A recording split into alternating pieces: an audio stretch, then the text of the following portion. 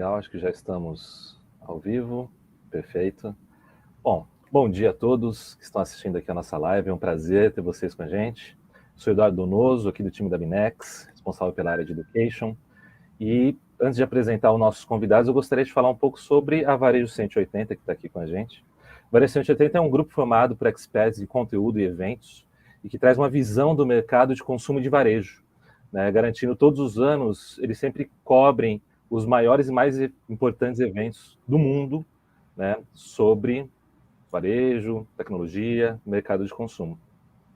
Quem está aqui com a gente, representando até a comitiva do Varejo 180, que fez a cobertura da NFR, né, esse ano junto conosco lá da Binex, é o Edmur Sayani, que está aqui com a gente.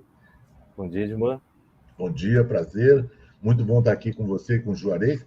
E é importante que empresa importante a gente não trabalha com educação, a gente trabalha com education. Né? Education, é isso aí. Bom, o Edmur é especialista em gestão e cultura de atendimento, é atualmente sócio fundador da empresa Ponto de Referência e me contou agora que já participou de mais 30 NFRs. Isso, NRF. Conhece um pouquinho. 31. 31, né? NRFs. É isso aí. E também está aqui o Juarez Leão. Ele é presidente do Conselho de Administração, conselheiro, consultor e CIO do Leão Group. Seja bem-vindo, Juarez. Muito obrigado, Eduardo. Prazer enorme estar aqui com vocês, nos reencontrando aí pós Nova York, né, pós NRF, e principalmente prazer enorme fazer a live aí com o Edmur, que além de ser um grande especialista, um grande conhecedor de varejo e sabe tudo de NRF também, é um grande amigo, uma pessoa que eu tenho uma admiração e um carinho muito grande. É um prazer estar aqui com ele e com essa parceria também da Varejo 180 junto com vocês da Binex. Bom. Mútuo, Juarez, mútuo. Juarez também já participou de algumas, né? Perto do Edmur, eu sou mirim, né? Eu sou ainda filhote, eu participei de 18. É nosso mestre aí de NRF. Bom, dá para conhecer um pouquinho. Dá. Mas vamos lá, gente. Primeiro, o que é a NRF, né? Então, Retail Big Show é um evento realizado pela Federação Nacional do Varejo Americana há mais de 100 anos, né? Se eu não me engano, já existe. 114. 114, faz um tempinho. Ele realizou agora, esse ano foi do dia 15 ao dia 17 de janeiro, né? Ele acontece nos Estados Unidos, lá na cidade de Nova York, né? E nós fomos juntos, lá com o pessoal do Varejo 180, e tivemos a oportunidade de ficar imersos ali em muita coisa que é falada. Tem muito conhecimento, né? São muitas palestras, muitas coisas são trazidas, tendências, algumas coisas que chamam a atenção, alguns players diferentes que trazem soluções, e por aí vai. E é muito legal aqui poder trazer esse bate-papo, principalmente com pessoas que têm muita experiência, que sabem ver a diferença entre um evento e outro. Acho que esse é o grande ponto, né?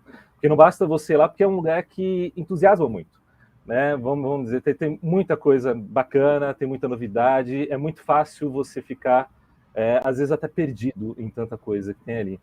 Mas só que tem alguns temas que a gente vê que eles vão amadurecendo ano a ano. Né, alguns temas que vão sendo tocados lá atrás, a gente estava até conversando um pouquinho sobre a questão do multicanal, do monocanal, depois do omnicanal, depois do omnichannel. São coisas que vão, ao longo do tempo, vão amadurecendo, a gente vai entendendo como algo que às vezes era uma coisa que estava muito ampla ainda e muito longe, hoje na prática isso sendo realizado e cada vez mais próximo da prática, né? Bom, o que eu quero trazer para vocês aqui agora, acabei, né, bom, aqui nossos convidados, acabei não mudando slide, peço desculpas. Queria trazer, primeiro para a gente começar a conversar, exatamente sobre essas questões de tendências que mudam de ano a ano.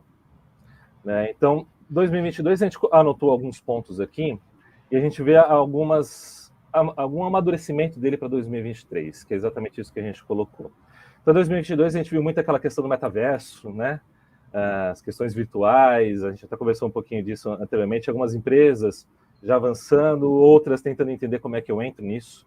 A questão do reset do varejo, a gente estava terminando ali, né, 2022 ainda, a pandemia, no começo do ano ainda estava forte, ao longo do ano ela foi diminuindo, então o varejo ainda estava voltando à sua atividade, a questão da canalidade, claro, que está sempre sendo falada, muita questão do varejo local, né? Você vê alguns temas que eles acabam voltando para as coisas do passado, né? A gente fala de varejo local, de loja de bairro, também a expectativa do que era a visão de um consumidor do futuro, as conexões com a marca, muito sempre pegando questão de tecnologia e leitura de dados, e também, de novo, voltando, acho que sempre tem essa questão do retorno ao passado, né?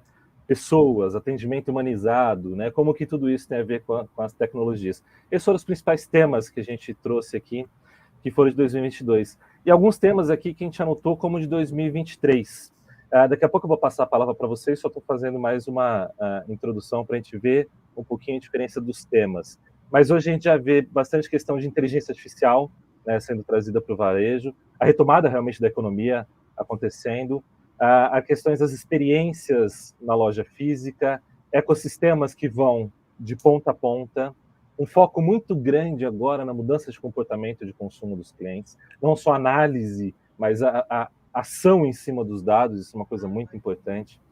Um ponto muito legal aqui que começou a aparecer forte, e de novo, já são coisas que às vezes são faladas ano a ano, mas apareceu muito forte, que é a questão da sustentabilidade, né? O e-commerce, de revender coisas usadas, né? De novo, voltando a coisas que às vezes são temas antigos, mas sustentabilidade começando a ficar cada vez mais em foco. Dados como propósito, muito vinculado àquela questão da análise de dados, e a cultura corporativa sendo trazido, né, ali em paralelo à questão do atendimento humanizado, com pessoas, e olhando para agora para dentro. Falando aqui, até queria trazer um pouquinho, antes de mudar desse slide, desses temas aqui, um pouquinho na visão de vocês, Edmur. Primeiro com você, aqui, o que você vê muito de paralelo de 2022, 2023, de temas que realmente você vê um aprofundamento deles? Não, eu acho que... Então, pessoal, muito bom estar aqui com vocês. Eu acho que a coisa mais importante de 2022 para 2023 não é que paralelo é um negócio que não se encontra, né? Então, eu vou falar do paralelo mesmo. 2022 teve uma coisa de uma sensação de que a volta do varejo ia ser digital, certo? Uhum. E foi um furo na água, foi o maior alarme falso que eu vi na minha vida, porque tudo que aconteceu na pandemia, de certa forma, não é que ficou na pandemia, deixou um resíduo, mas de verdade a gente voltou para o varejo físico pesado, tá certo? Os números mostram isso, e principalmente as demissões nas Big Tech que investiram como se o mundo fosse se tornar digital. Exato. Não, eu tenho dito muito que o varejo é físico, humano e digital. E a gente não pode esquecer dos dois lados, do físico e do humano. 2023 bateu firme Você falou que é coisa do passado, eu morro de rir, porque eu só faço isso na vida, para mim é presente. Gente, né? Bateu muito em cultura e gente. E a cultura corporativa, na verdade, o que está sendo falado, todos os CEOs falaram, é assim: se eu não fizer algo para que as pessoas queiram ficar aqui, porque a gente sempre discute o cliente ficar aqui, mas tem um outro lado que é o time ficar aqui. Então, os dois desafios grandes de 2023, como é que eu mantenho o cliente, mas primeiro, como é que eu mantenho o time? Porque nessa época de ruptura de varejo de gente aí, que está muita gente saindo do varejo por conta de desgaste, de achar que não vale a pena, quem tem cultura, quem teve cultura, manteve as pessoas. Quem não teve, apanhou muito. Eu acho que esses são os focos que eu daria mais ênfase. Uhum. Perfeito, eu concordo plenamente com você. É questão de pessoas sempre, né? A tecnologia ela é sempre o meio, tudo são sempre meios, né? No final das coisas, a relação é sempre entre pessoas, né? Sim. Juarez, você quer fazer algum apontamento também sobre essa questão da diferença dos anos? Com certeza, porque tem alguns temas, né, Eduardo, conforme você mesmo falou, que se repetem com um aprofundamento a cada NRF que a gente tem a oportunidade de presenciar. Porém, tem alguns temas que entram novos e entram com muita força.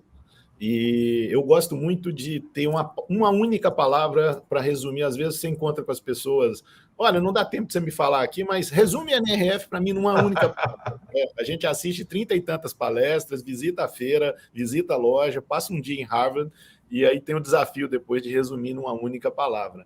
Então, assim, se você me perguntar o 2022, a palavra para mim que me marcou e que para mim foi a palavra-chave do ano foi metaverso. algo que começou com muita força ali no final de novembro, dezembro intensificou, e durante a NRF de 22, em janeiro, dificilmente se assistiu uma palestra que não fazia pelo menos uma referência ao metaverso. Sim. Você deve ter também acompanhado isso. Então, quando a gente vem aí para 23, a palavra que eu trago aí como sendo, na minha visão, o que resume melhor tudo que eu presenciei lá na NRF é pragmatismo. Né? A gente saiu até dessa coisa, o mundo que antes vivia numa abundância muito grande e que agora a gente presencia o fim dessa abundância, uma preocupação muito grande de economia com ciclo fechado, a questão de sustentabilidade que você já abordou também, né? E sendo também muito direto, os americanos eles nunca conviveram com a inflação, nunca conviveram com a perda, e aí, salvo lá atrás, as grandes crises americanas lá de trás, mas no passado recente, de tanta perda do poder de compra do consumidor, e isso está deixando os caras malucos. Então, assim, quando a gente pega as palestras dos CEOs lá, todos eles com um foco absurdo em recuperação de margem, porque no ano passado eles não conseguiram repassar margem, repassar aumento de preço para o consumidor, por conta até dessa perda da capacidade de compra do consumidor. Em consequência disso, ocorreu uma redução drástica de margem, de EBITDA, e esse ano, então, o foco deles está muito numa melhoria de gestão, a cultura do caixa no curto prazo, para uma recuperação de resultados. Então, por isso que eu digo assim, essa temática passou, do mesmo jeito que o ano passado foi meio cross, o metaverso, a gente teve a oportunidade de presenciar ou diretamente ou algumas menções disso em praticamente todas as palestras, principalmente dos CEOs que lá estiveram, né? Então, eu fiquei muito tocado com isso e acho que isso aí, já até aproveitando e passando a mensagem aí para todos que nos privilegiaram aqui, estão nos assistindo, isso se adequa muito bem também para a realidade brasileira com que nós estamos vivendo hoje, né? Então, existe uma aderência muito grande. Tem coisas que a gente vê lá, a gente fala, não, isso aqui em relação ao Brasil ainda vai demorar 2, 3, 4, 5 anos, Estados Unidos está lá na frente e tal. O Edmundo até ainda comentou com a gente ainda há pouco, esse espaço entre Estados Unidos e Brasil em termos de varejo está cada vez menor, e a semelhança dos problemas econômicos, em face até à própria globalização que os Estados Unidos está vivendo, são exatamente os mesmos problemas que a gente tem aqui no Brasil. Perfeito. Então, isso é muito importante, né? Para trazer para a prática as coisas, realmente, né? Para não ficar só no campo da teoria, da tendência, mas realmente aproximando mais da nossa realidade. E outra coisa, só para complementar, achei perfeito o que o Juarez falou, porque foi grande tônica mesmo, até nós não vamos alongar isso aqui, porque daria 2 dias de discussão. Até as questões políticas são parecidas. Até as questões políticas. Eu pensei a mesma coisa de mim, eu só não falei. É verdade. Cada um tem o seu, né? Os dilemas deles estão iguais. É verdade. Bom, vamos avançar em alguns temas aqui, que a gente separou para poder aprofundar um pouquinho. A gente vai começar com o metaverso exatamente pela conversa que tivemos aqui agora. Foi muito falado no ano passado, a questão do metaverso, né? Mas só que agora a gente entende que o assunto deu uma amadurecida, né? Antes tinha um pouco essa percepção de que o metaverso iria substituir uma experiência total, né? Uma imersão total, mas só que não. Na verdade, agora a gente começa a ver mais como talvez um complemento e foco em algumas experiências específicas. Vou começar pelo Edmuro aqui também.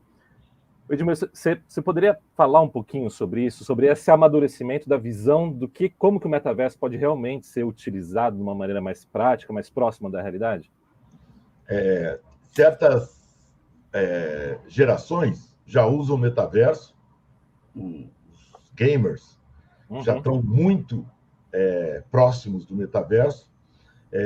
O metaverso, com certeza, vai, como todas as coisas que são inventadas, vai trazer coisas boas. Ele só não vai substituir nada. Ele vai acrescentar, como você falou, coisas. Agora, se eu fosse varejista, tem até um pensador, um futurista, que chama o metaverso de metaperverso, né? Porque ele faz a gente tirar o foco das coisas. Mas se eu fosse o varejista, eu ia me preocupar muito com CRM, dados de demanda E se eu conseguir administrar dados de demanda e dados de gente muito bem, não é bem, não.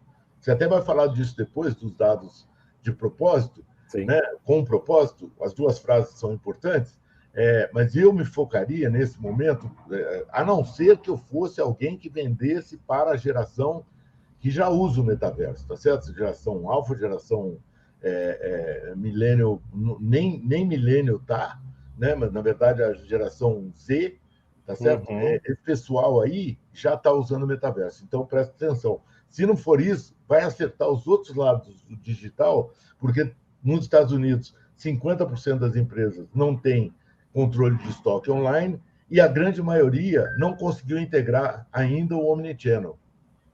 Né? Então, para que ir para o metaverso agora? Perfeito. Uma visão de básico bem feito, né? Isso. Não existe cereja no bolo sem o bolo. Sem dúvida. Essa foi boa. Gostei. Eu queria complementar com um ponto que linka com a minha fala anterior, né? Dentro daquela visão aí do pragmatismo e da gestão de caixa, existe hoje um foco, um privilégio muito grande no resultado de curto prazo.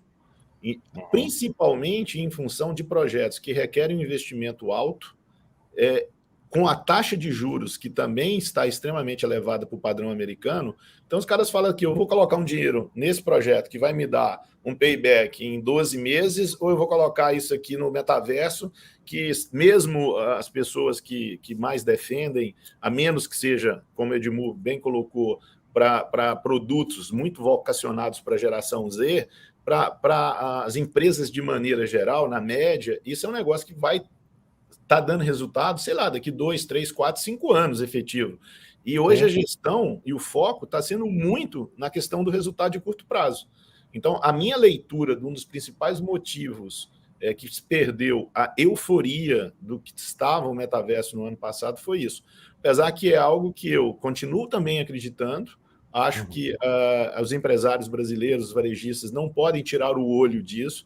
O ideal é ter já uma presença, começar devagar, acreditando que um dia isso, do mesmo jeito que o e-commerce lá atrás, quando a internet começou, tem muita gente que olhou com muito ceticismo para isso, e quem hoje não está dentro disso está simplesmente fora do jogo, pode ser que no futuro isso também aconteça com o metaverso. Então, o ideal é não colocar grandes investimentos, mas de alguma maneira manter presença.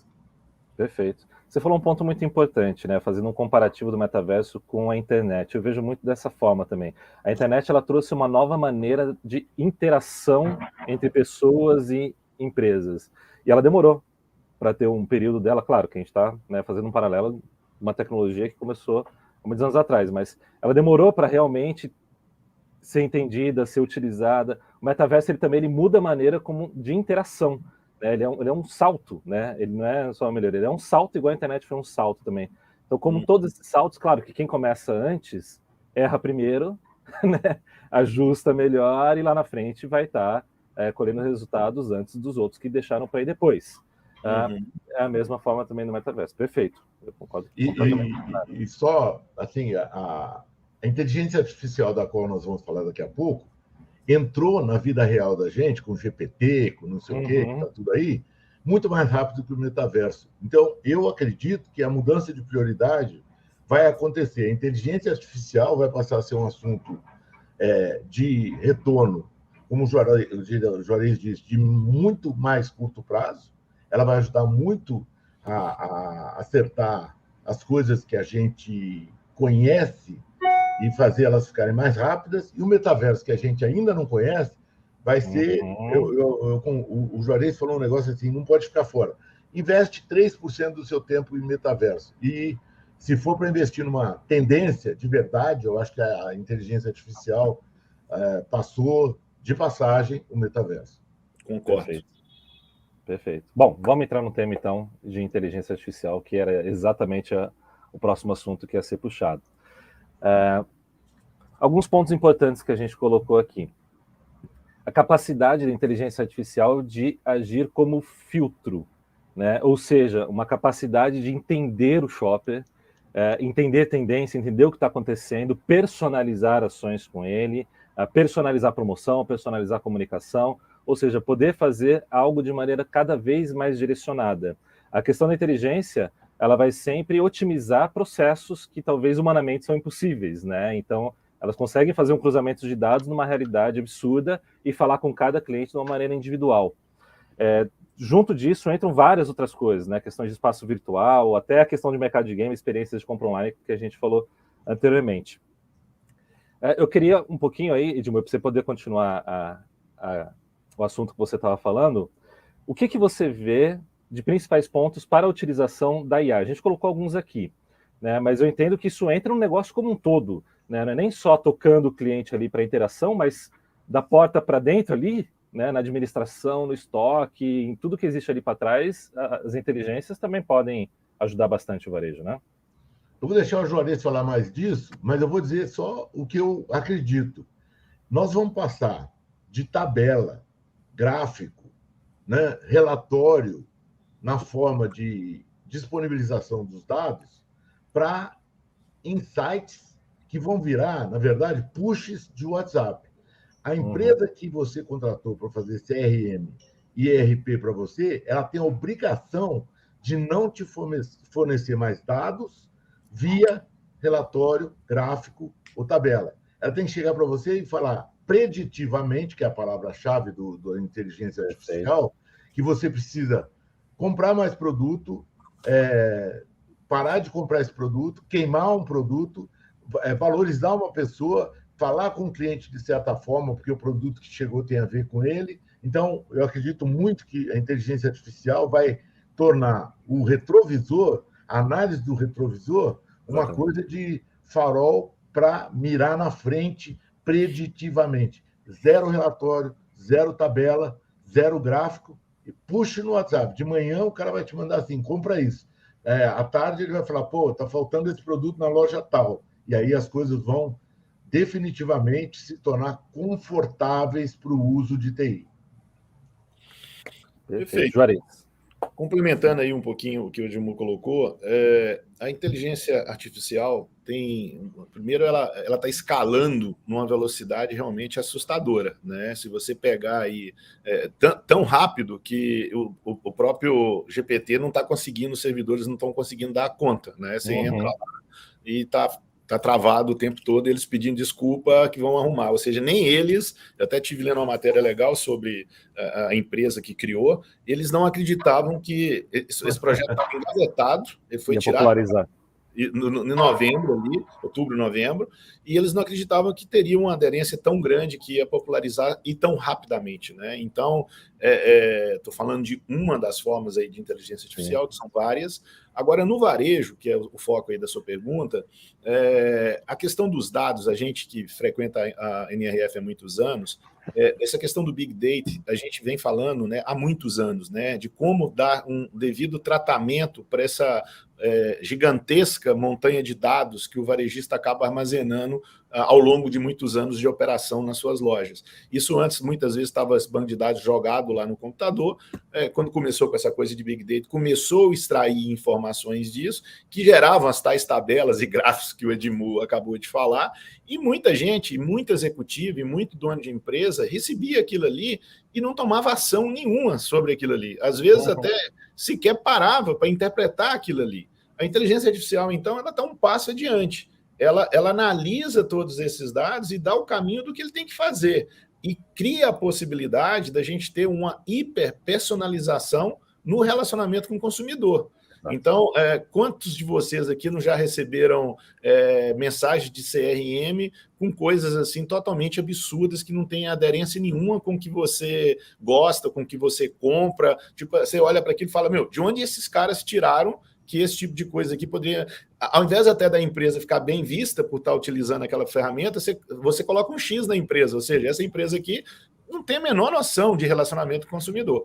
Então, a questão de tecnologia, que no passado até muitos afirmavam e tinham uma visão de que a tecnologia, ela esfriava, ela distancia o relacionamento do varejista com o consumidor, ou até mesmo entre as pessoas, distancia.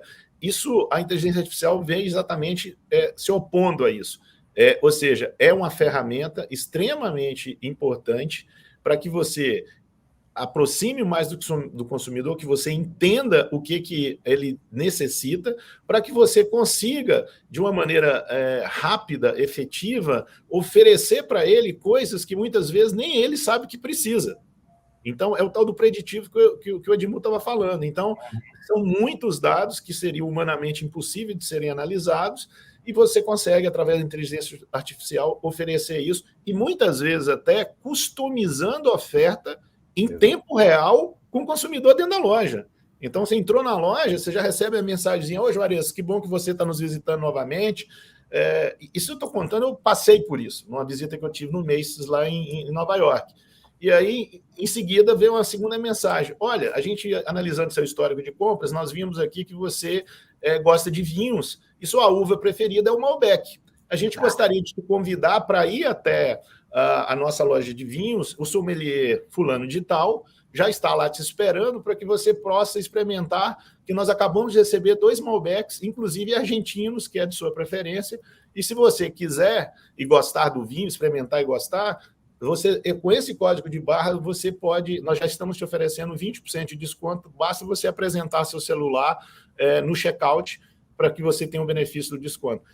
Porra, cara, como é que você não experimenta um vinho? Como é que você não compra? Entendeu? É um negócio fantástico, que seria simplesmente impossível, impensável de se fazer algo parecido alguns anos atrás. Então, eu sou apaixonado por isso, sou um grande defensor, e acredito muito que a tecnologia está muito mais para aproximar do que para afastar e esfriar relações. Que a gente consegue criar a questão da humanização no relacionamento, né? Eu acho que esse é o ponto-chave, exatamente igual o Edmur falou também. A humanização até numa questão de entrega de relatórios e de dados, e como o Juarez bem falou, uma humanização no trato com o cliente, né? Ele entende que como se fosse um ser humano que está do outro lado ali, realmente prestando atenção nele, né? E trazendo aquela informação. Ô Eduardo, tem uma frase que eu uso há muitos anos, desde quando começaram a questionar essa questão da tecnologia, eu sempre alerto que tecnologia não é um fim, mas sim um meio. E que você tem que se apaixonar pelo seu cliente, não pela tecnologia. Mas você precisa, sim, cada vez mais fazer o uso da tecnologia para que seu cliente se apaixone por você. Eu acho que é um pouco, isso resume um pouco o que a gente acabou de falar. E se você conseguir pegar tudo isso que a gente está falando aqui e colocar na mão do vendedor, tá certo? Porque no caso do Juarez, ele foi acionado por uma atividade não digital. Vendedor. Imagina o vendedor que já está na loja, se ele puder ter meios de acionar os dois campos que eu falei: demanda, olhando estoque, olhando tudo que está presente, e o que o cliente gosta. Um processo de inteligência artificial conecta os dois instantaneamente e te dá na mão ferramentas para você virar a antiga sacoleira, né? Que a sacoleira, ela ia para o lugar onde ela ia comprar, pronta entrega, sabendo que o que ela ia comprar era para tal cliente, entendeu? Só que eram 10 clientes, 20 clientes, agora são milhões. A inteligência artificial, ela faz isso. E eu vou dizer para vocês que são da indústria de TI também, ela ajuda o cara a usar melhor os softwares. Porque, normalmente, isso que tem de não conseguir processar todos os dados, acontece com o software também. Você instala o software na empresa do cara e ele não consegue usar mais do que 20% daquele software. Exato. Com inteligência artificial, você vai ser acionado para... Nesse momento, tem um troço aqui no software que você pode usar, que hoje, nem no Word, nem no Excel e nem no PowerPoint a gente consegue ter tudo isso aí, a não ser que a gente tenha ajuda externa, e essa ajuda externa vai ser essa tal de IA, AI, sei lá quem é, mas é bacana. Muito bom ponto, muito bom. Que vocês viram alguma novidade que aconteceu esse ano, algum ponto que realmente vale a pena a gente poder trazer aqui como foco para a melhora de experiência? Perfeito. Eu vou dar um exemplo de uma loja que nós visitamos, que consegue conciliar muitas das coisas que nós já falamos aqui na live. Nós falamos, então, de pragmatismo, falamos de buy local, né? A compra aí mais na vizinhança, até 2 milhas da casa.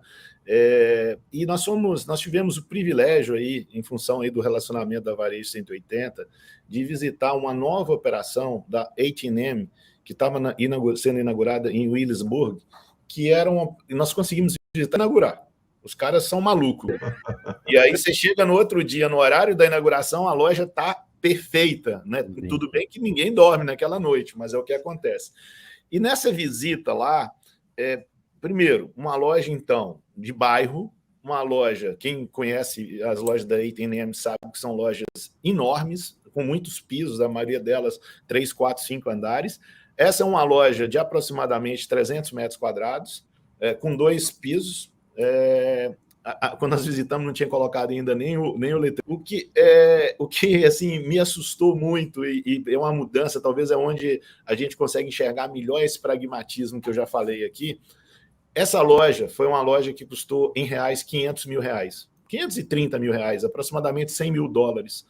E assim, aquela exuberância que a gente via nos Estados Unidos de alguns projetos de 10 mil dólares, 20 mil dólares o metro quadrado, é muito grande na criação até dos mobiliários. Para vocês terem uma ideia, aqueles espaguetes que a gente usa em piscina, aquilo ali era o que revestia boa parte dos equipamentos da loja. O segundo andar tem uma academia que o público local consegue utilizar. Os produtos, como eu já disse, totalmente diferente do que você enxerga na H&M lá da Quinta Avenida. Eu tive até a oportunidade de ir nas duas e fiz esse comparativo para ver se, de fato, a coleção era totalmente diferente. Totalmente diferente. E, assim, a questão que a gente fala muito ultimamente da questão de comunidade, de relacionamento, de proximidade e tudo mais, eles têm áreas dentro da loja que eles cedem para operadores de varejo do bairro. Então, por exemplo, vai ter lá uma cafeteria dentro da loja, que é a cafeteria do bairro que todo mundo gosta de ir. Vai ter lá uma banquinha vendendo lá frutas, legumes orgânicos, que é a banquinha da loja lá que o pessoal costuma consumir naquele bairro. Então, assim, para mim, foi uma experiência enorme e a oportunidade de conhecer essa operação. É a primeira loja da H&M nesse formato no mundo, e com certeza é um formato que vai crescer muito, porque consegue aglutinar todos esses aspectos que eu já mencionei, e principalmente uma relação de um payback muito mais rápido, aquilo que eu falei da relação de pragmatismo de novo, né, Joris? Pragmatismo total, entendeu? Os caras falam, deixa eu fazer loja lá e gastar milhões, eu vou fazer uma loja que eu gasto 500 mil dólares, que vai se pagar em menos de 12 meses e vai apresentar uma taxa interna de retorno que nenhuma das nossas operações de varejo apresenta. Então, assim, esse foco para aumento de margem, aumento de EBITDA e redução de payback, redução de capex inicial de investimento, isso também é uma coisa que fica a dica aí para quem nos escuta e nos assiste, porque aqui no Brasil, durante um tempo muito grande, a gente foi também um pouco, até mesmo pela influência do próprio varejo americano, a gente foi muito para uma linha de lojas faraônicas, né? Lojas de 10, 15, 20 mil reais o metro quadrado de instalação de loja. E essa loja nos mostrou, nessa visita, que usando de muita inteligência, de muita experiência até no desenvolvimento de alternativas à exposição, iluminação e outras coisas mais, você consegue fazer uma coisa extremamente disruptiva com valor muito baixo. Então, eu fiquei encantado. Das visitas que eu fiz, foi a visita que mais me surpreendeu. Eu vou dizer para vocês que eu tive o azar de não estar nessa visita. Eu estava programado para ir em outra visita e eu não consegui. Minha mulher, a Marta, ela foi rata de Williamsburg, né? Que Williamsburg, no Brooklyn, agora virou o Sorro, né? Bairro, lojas perto. Ouve isso que eu vou falar, tá? Menos lojas, menores, melhores, mais perto e mutantes. 5Ms, tá? A loja física nova, a que vai fazer sucesso, é 5M. A H&M mostrou isso na lata, assim, né?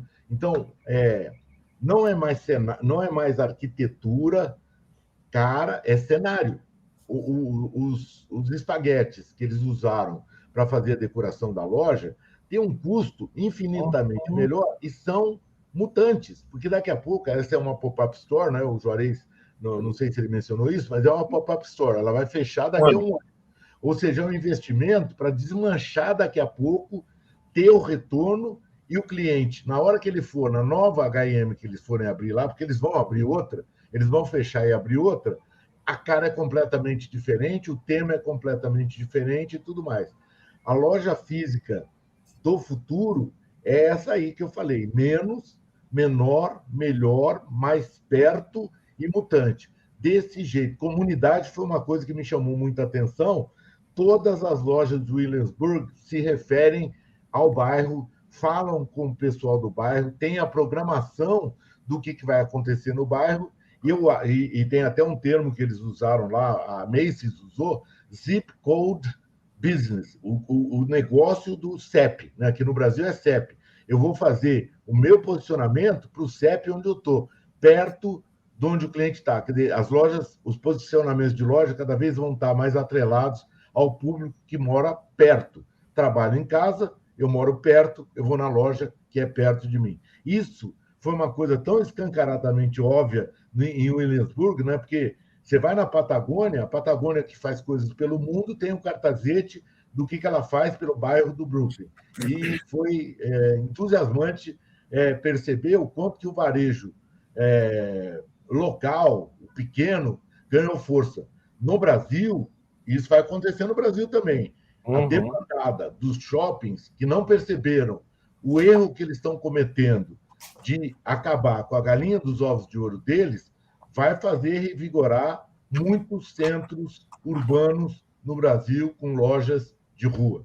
Pode ter certeza absoluta. Isso é uma tendência que das maiores que aconteceram nos Estados Unidos. A Macy's está saindo de malls comuns, não tanto pelo quanto o mall custa, mas pela queda de tráfego, para ir para Strip Center. Strip Center nos Estados Unidos é um shoppingzinho, né, que é uma tira assim, pequeno, shopping pequeno.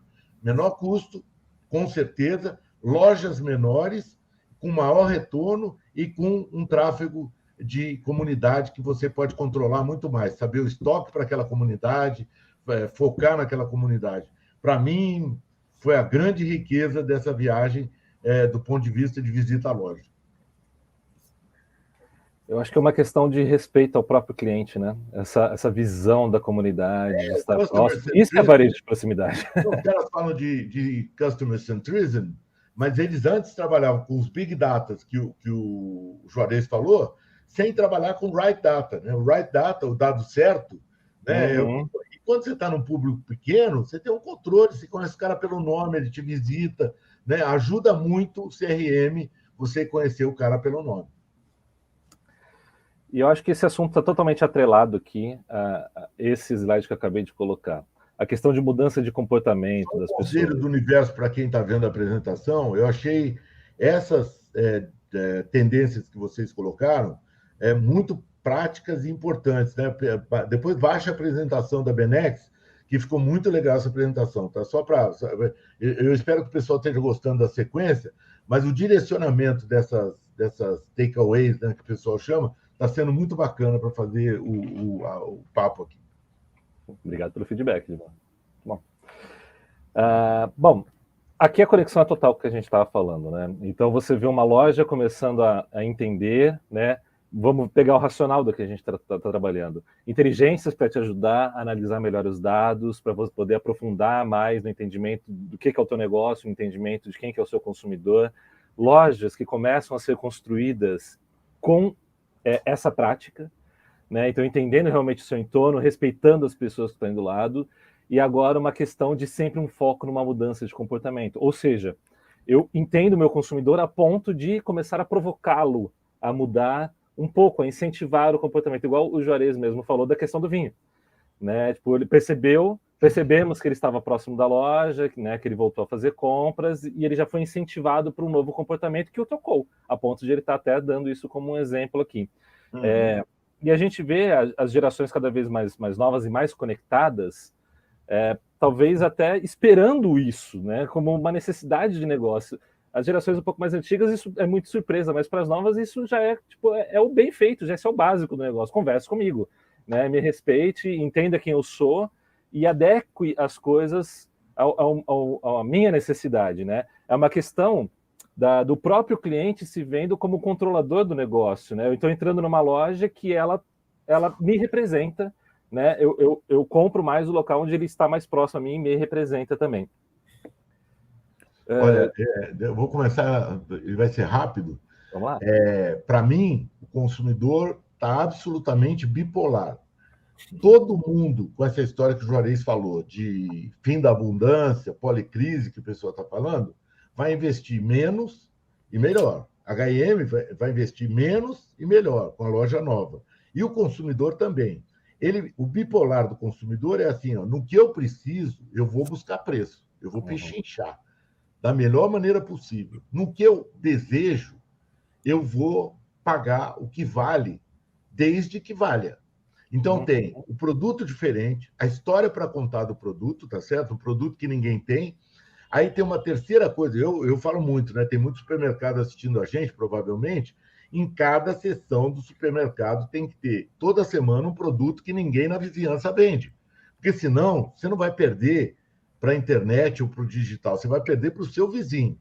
Então, assim, ó, o cliente vai te revisitar e vai te dar oportunidade de entrar na vida dele com isso que a gente falou até agora. Produto diferente, atenção a ele diferente e coisas diferentes. Né? E o comportamento do consumidor é essa bipolaridade. Ele vai em loja de desconto, teve muito isso no NRF, a coisa do resale, do e-commerce, do voltar a comprar produto usado, né? Que é mais barato, e você consegue ter marcas muito boas usadas. No supermercado, eu não sei como é que se faz isso, não. Eu vou ter que descobrir como é que faz o resale no supermercado. Mas tem uma história muito bacana da Inglaterra que fez venda de fruta não bonita, tá certo? Aquela fruta deformada, eles chamavam até de frutas indesejáveis, assim, tinha um termo. Mas consumidor bipolar, ele vai preço no que ele precisa e vai dar valor ao que ele tenha, ao que ele espera e deseja, desde que alguém entregue isso aí. E isso aí, para mim, vai reger daqui para frente. Não tem mais barato e caro. Caro, sinônimo de caro é querido. Se o cara quiser, se ele preferir, ele vai buscar. E eu diria, ainda complementando um pouquinho o Edmur, se fala muito na questão das mudanças do consumidor, de comportamento do consumidor, e a gente via até mesmo nas próprias NRF anteriores, os caras literalmente viajando na maionese do que oferecer para o consumidor, como se esse novo consumidor, né, o tal do novo normal, que eles gostavam de falar, era um ser extraterrestre totalmente diferente de tudo que existiu até hoje. E, gente, você mesmo comentou em algum momento aí nas suas falas, Eduardo, a questão do básico bem feito, back to basics.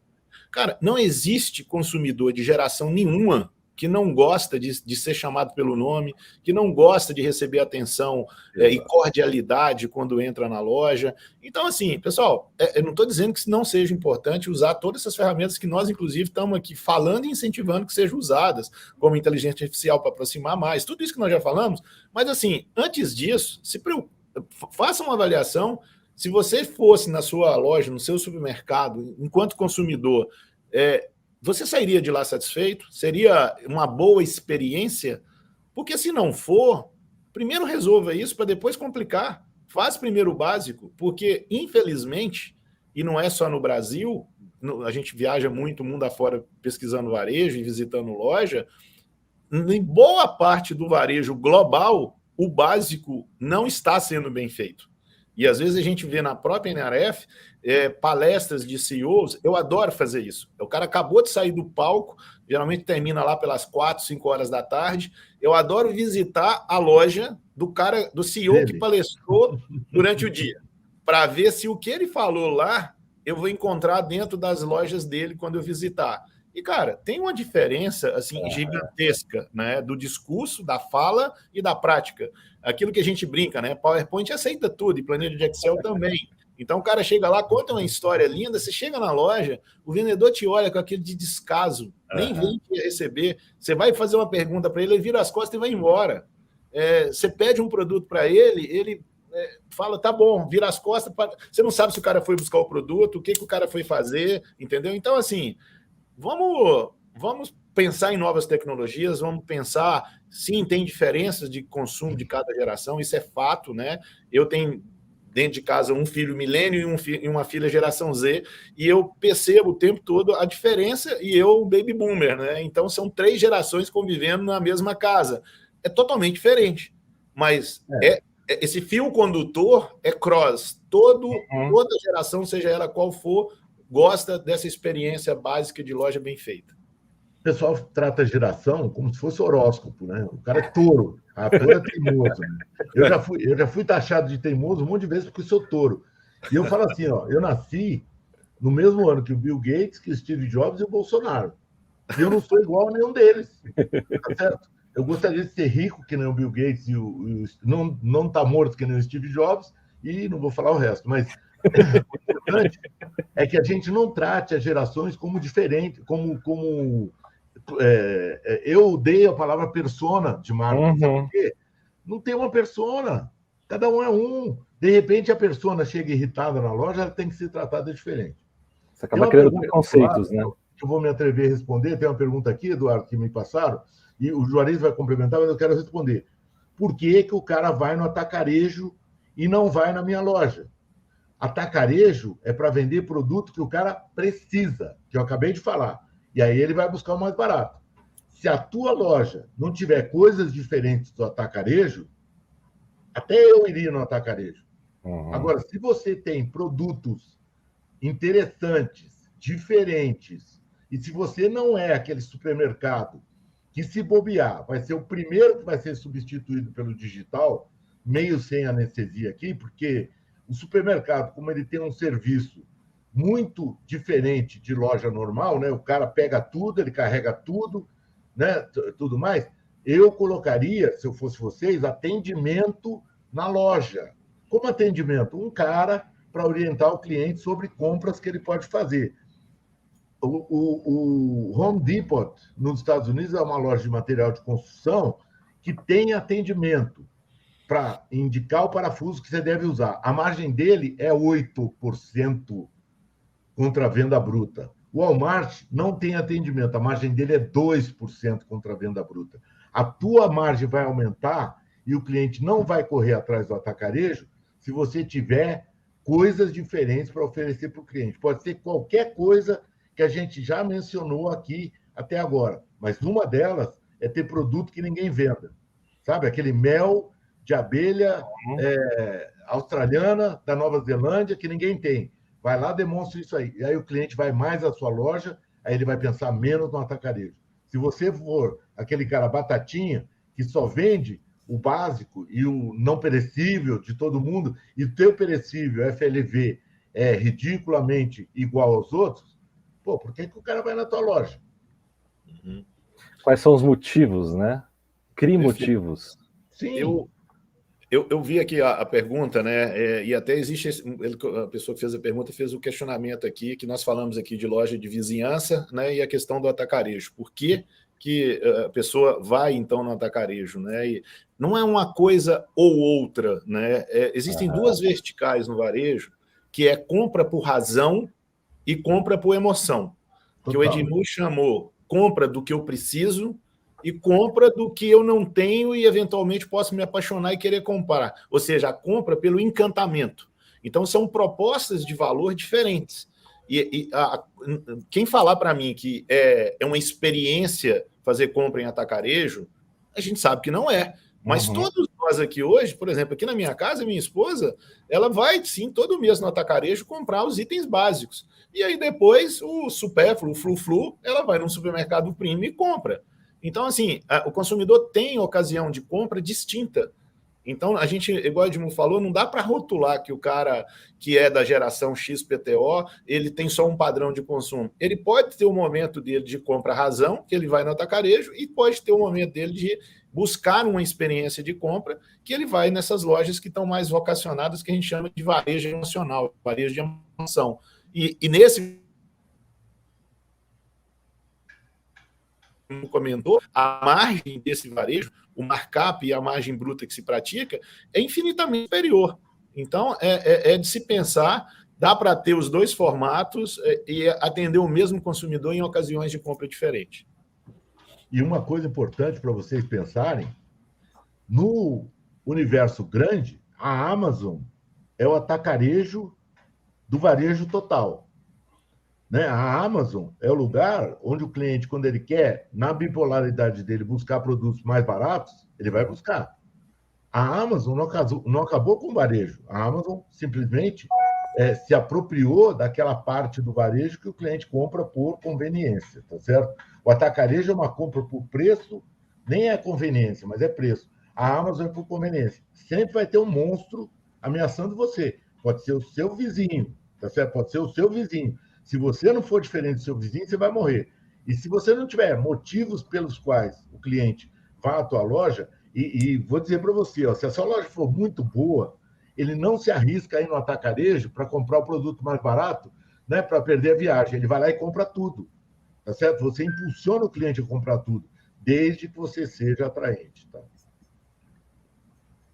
Perfeito, gente.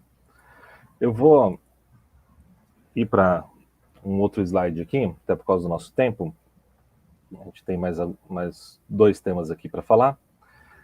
Essa questão de dados com propósito, eu acho que ele só fecha tudo que está sendo falado até agora, né, porque as decisões que vão ser tomadas, né, exatamente do que eu vou fazer de diferente, como que eu posso me diferenciar do meu vizinho, tudo que vocês estão trazendo aqui.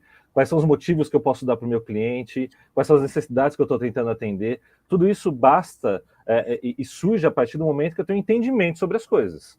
Né? Se eu não tenho ciência de quem é o meu cliente, do que ele está buscando junto a mim, eu não consigo tomar nenhum tipo de decisão. Se eu não tenho ciência nem dos produtos que eu estou vendendo, comprando, vendendo, deixando de vender, tamanho das minhas lojas, quanto mais informação eu tiver, eu consigo ter uma maior possibilidade de tomar ações em cima disso. Mas a questão é o propósito disso, porque é o que vocês falaram antes. Também um monte de dados, né, o Big Data, na verdade, eu posso ficar perdido nele e não encontrar meu propósito ali no meio. Queria só um ponto de vocês sobre esse assunto. Quer puxar, Edmur? Falei a última. Puxa você, eu te ajudo depois. Tá bom. O propósito é algo que a gente, não só no tratamento de dados, né, a gente hoje tem um pensamento, uma reflexão muito grande, inclusive, qual que é o propósito de existência da empresa, né? E aí, pegando até carona aí nesse gancho que você deu com esse slide do propósito, Eduardo, uma coisa que para mim também me marcou muito é que o verdadeiro propósito, além do pragmatismo que eu já comentei, ficou muito claro para mim esse ano que a busca pelo verdadeiro propósito das coisas. Exemplo, vou tangibilizar o que eu estou dizendo. O ano passado, além de metaverso, era difícil você ver uma palestra que não tinha alguma coisa de ESG, como eles falam, e uma visão que, na minha interpretação, o ano passado, foi uma coisa muito mais marqueteira do que de essência e de que de fato e de propósito. Esse ano, o que a gente enxergou lá foi um ESG muito mais pé no chão, muito mais real, muito mais aderente com a realidade que a gente vive, que é o foco do varejo americano, que é essa coisa de... Gente, não dá para ajudar a comunidade, não dá para ter benefício para funcionário se a empresa não dá lucro. Então, assim, o ano passado parecia, por muitos que falaram lá sobre ESG, que era crime uma empresa ter lucro. Que a empresa parecia que o relatório de ESG era desse tamanho e o relatório da empresa era desse tamanhozinho aqui. Então, assim, legal, isso é super importante. Eu trabalho muito com governança corporativa, todos os conselhos que eu participo, a gente traz essa questão do ESG muito para a mesa, que passa até, você também já comentou na live que hoje a questão da sustentabilidade, passa por a questão de governança e passa também por um propósito verdadeiro da empresa. Então, cada vez mais, não só a gestão de dados, mas a gestão das empresas, dos negócios, das marcas, das cadeias, elas estão cada vez mais se direcionando mais para uma situação de propósito verdadeiro, o que eu acho extremamente adequado. Discurso só e storytelling que não se confirma na prática, igual eu comentei, do CEO que faz um discurso na NRF e a gente vai visitar a loja e o que a gente encontra não é nada do que ele falou, isso tem perna curta, isso não se sustenta, não tem longevidade. Ao passo que, quando a empresa é verdadeira e trabalha com seu propósito, são empresas longevas e cada vez elas se renovam mais e cada vez elas encantam mais os consumidores e cada vez o consumidor dá mais valor a essa questão de ter um propósito verdadeiro. O ESG que o Juarez falou, tem o S, que é o social. Então, você tem a governança, tem o ecoambiental, que é o E, e tem o S do social. O filhote do eco do social é o D mais P. Diversidade, equidade, inclusão e pertencimento. Tá certo? As marcas, elas mergulharam nesse D mais P. O Wegmans, que é o supermercado mais amado dos Estados Unidos, fala que ele vai dar o melhor de si o tempo todo. Só que ele fala assim, se eu não der o melhor de mim para as minhas pessoas, para o meu time, eu não consigo. Eu falo que a melhor coisa, a coisa mais linda que você pode fazer dentro da sua empresa é entender que o teu ecossistema é do tamanho que você pode, que é viável. E tudo isso que o Juarez falou. Eu pego a Patagônia, ela atua no mundo. Eu pego a minha empresa, eu atuo com o meu pessoal. Eu falo assim, comece pelo pessoal mais humilde da sua empresa. Ajude esse pessoal. Considere que esse cara, que eu chamo de herói da ponta, que é o cara que está atendendo o cliente, normalmente na sua empresa, é o cara mais maltratado da sua empresa. Ele não é formado, ele não é não sei o quê, mas só que o cliente tem contato com ele. É o que está na frente. Ele é o cara que está na frente, que cumpre a promessa da marca. Ele é o cara que honra a promessa que o cara fez lá no NRF. Se ele não for bom, danou-se. Só que para ele ser bom, a empresa tem que merecer ele. Eu falo que no banheiro do shopping, onde você tem uma loja, o teu vendedor encontra o vendedor da outra loja e o cara pergunta assim, é bom trabalhar lá? Se não for, se o cara falar não, não vai ter funcionário, por mais que você pague, entendeu? Então, entender os dados de dentro da sua marca, dar voz ao cliente, ao funcionário que trabalha na sua marca, vai te ajudar muito a você ser melhor para esse cara. Os primeiros dados que você tem que compilar são os dados dos clientes, dos funcionários que trabalham na sua marca. Esse cara, além de tudo, eu tive experiências maravilhosas na minha vida de estar presente na Mesbla, que eu trabalhei, com 200 funcionários de São Luís do Maranhão, e esse cara me dá todos os dados sobre o cliente que eu jamais teria num sistema. Por quê? Porque ele convive com o cliente. Então, Exato. dados com propósito, para mim, são mais do que os dados transacionais. São os dados que eu consigo ter do cliente pelo que ele confessa para mim, né? Porque quando o cliente gosta de mim, ele confessa um monte de coisa. Eu gosto disso, eu gosto disso, eu gosto disso. E um bom CRM, para mim, não tem dados demográficos nem nada. Ele tem os dados do que o cliente gosta, como ele gosta de comprar, como ele gosta de ser atendido, que canais ele usa, por qual meio ele quer que eu fale com ele. E isso, para mim, é a coisa mais importante que uma marca pode ter, principalmente, né? São os dados relevantes do que o cliente gosta. Perfeito. A gente chegou aqui no limite do nosso tempo da live. Deixa eu falar uma coisinha, Eduardo. Não pode precisar de cultura corporativa, não. Só troca... Quer complementar? Não, eu quero só troca cultura corporativa por cultura de gente corporativa. Porque a cultura corporativa, tem muitas marcas aí que estão devendo 40 bilhões e que cresceram pra caramba, que não tem cultura de gente. Uma hora o mundo te pega. A perna é curta quando você tem cultura corporativa que não seja de gente genuinamente. O CEO da Lowe's falou um negócio que eu quase chorei, assim, seja a melhor versão autêntica de si mesmo. Tá certo? Seja a melhor versão autêntica de si mesmo. Isso é a coisa mais linda do mundo. Não minta e tente fazer o seu melhor. Se você fizer isso dentro da cultura, se a marca fizer isso dentro da cultura, ela vai atingir tudo que o Juarez falou, do máximo que ela pode fazer e não das mentiras que a gente conta na rede social.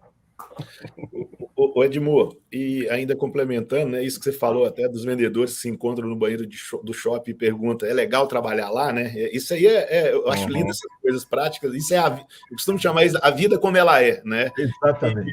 E lá nos Estados Unidos, esses caras estão vivendo um apagão de mão de obra que eles estão deixando de abrir loja, eles estão deixando de fazer expansão, eles estão deixando restaurantes. E o ano passado, isso era o caos, porque ainda vivia ainda a situação de Covid lá. A gente foi maluco e nós fomos, inclusive, o ano passado na NRF e no meio daquela crise ainda toda de Covid. Você chegava em restaurante, tinha metade do restaurante fechado. Aí você não entendia, mas por que está fechado? Porque não tem ninguém para trabalhar. Você chegava no hotel, os caras não estavam trocando roupa de cama todo dia, era uma vez por semana, porque não tinha gente para arrumar o quarto. Então, assim, você imagina, em meio a essa dificuldade toda de você conseguir mão de obra, se você não valorizar essa pessoa, se você não tornar essa relação dela de trabalho algo que para ela seja não só monetário, mas também satisfatório, você vai perder os que você tem e você não vai conseguir contratar. O ano passado teve uma palestra do CEO da Macy's, o cara estava tão desesperado falando, né, sobre esse tema do apagão de mão de obra e tudo mais tal, e falou, olha, inclusive nós precisamos muito de contratação, vocês mandam o currículo, ou melhor, eu estou precisando tanto, vou fazer o seguinte, eu estou acabando a palestra agora, eu vou descer aqui, eu vou ficar aqui do lado do palco, se alguém aqui na plateia tiver interesse de trabalhar no mês, por favor, venha aqui falar comigo. O cara é o CEO do negócio, estamos falando do negócio de bilhão. Então, assim, se você não fizer essa valorização, você não vai ter as pessoas certas, e não tendo as pessoas certas, você não consegue fazer o Edmur coloca isso muito bem, a entrega do propósito, a entrega da proposta de valor da marca para o consumidor. Porque quem faz essa entrega não é o CEO, é o cara que está lá dentro da loja e nos recebe quando a gente visita a loja. E eu falo assim, ó, só para terminar, para não estourar teu tempo, Donoso. Cultura de gente. Primeiro, time. Segundo, cliente. Terceiro, a comunidade. Tá certo? Pelo que a gente aprendeu nos Estados Unidos, isso fica cada vez mais importante. De dentro para fora, né? E quarto mundo. Se eu puder, eu vou no mundo. Agora, se eu não puder fazer pela comunidade, time e cliente. Time primeiro. Tá certo? Perfeito. Muito bom. Bom, gente, infelizmente, o tempo que a gente tem realmente esgotou. É o que a gente estava falando antes mesmo de começar, né? Tem tanto assunto que não dá para conversar em uma hora só. Mas eu queria agradecer imensamente a participação de vocês. Eu acho que foi um papo muito rico e muito importante, porque ele traz realmente para a prática e aquilo que a gente está falando, né? A questão do básico bem feito, de conseguir pegar aquilo que estava ali talvez flutuando, mas trazer para uma realidade que vai mudar talvez a maneira com que as pessoas que assistiram aqui e que vão assistir depois no futuro possam trabalhar ao longo desse ano. Então, eu queria agradecer muito a Edmur e Juarez. Fofoca, Donoso. Vale uma fofoquinha? Opa!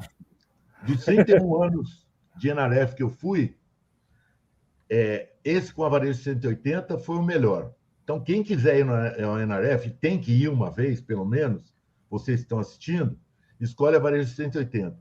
E a coisa mais bacana que aconteceu comigo durante esse evento foi conhecer a família do Thiago Simeonato e do Fernando Gidotti, num jantar, num almoço e num convívio que eu tive.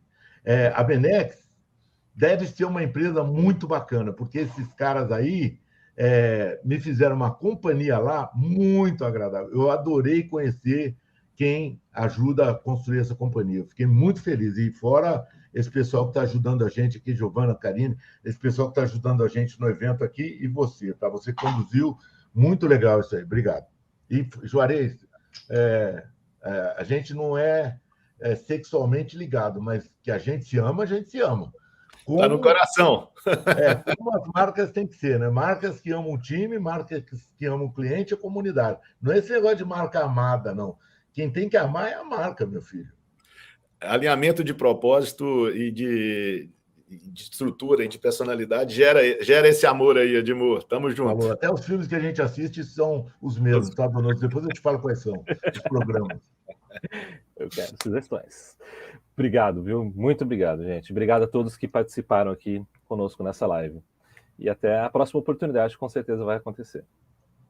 Tamo junto, estamos à disposição. Um abraço a todos. Obrigado. Abraço grande.